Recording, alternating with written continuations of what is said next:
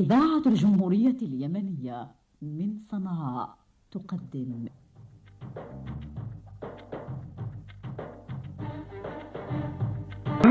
اليوم استمعون أصدقاء وحكنا السلام عليكم ورحمة الله وبركاته. تحية نصافح بها كل النفوس الخير، تليق بكم أجمل التحايا وأصدقها.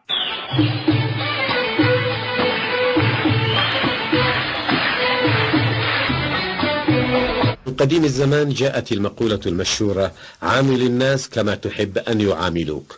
هذا من مبادئ العدل، لا تتعالى عليهم وتفضل نفسك، لا تزاحمهم في مصادر أرزاقهم، لا تعطي لنفسك حق الوصاية عليهم والتحكم في مصائرهم. هذه الأشياء وغيرها لا تحبها أنت إن عاملك بها شخص آخر، ولا تتقبل منها شيء يشعرك بالنقص والتبعية والمهانة، فأنت تحب أن تلقى أفضل معاملة فيها تقدير واحترام وإنصاف لما تقوم به من أعمال. كذلك الآخرون يحبون ذلك، ويسعدهم أن يلقوا المعاملة الحسنة التي تضعهم حيث يستحقون.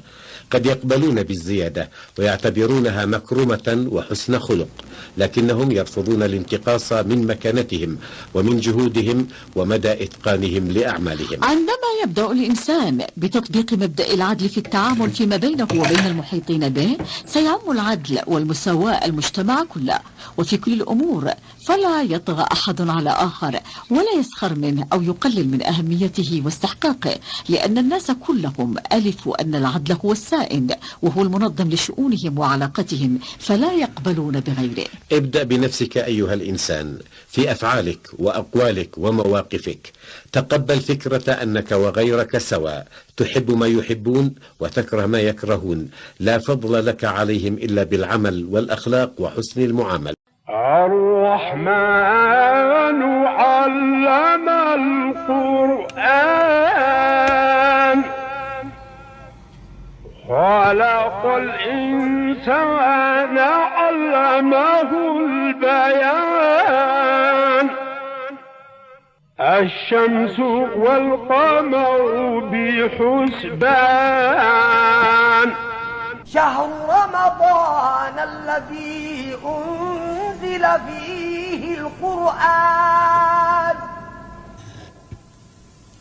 هدى للناس وبينات من الهدى والفرقان، فمن شهد منكم الشهر فليصم.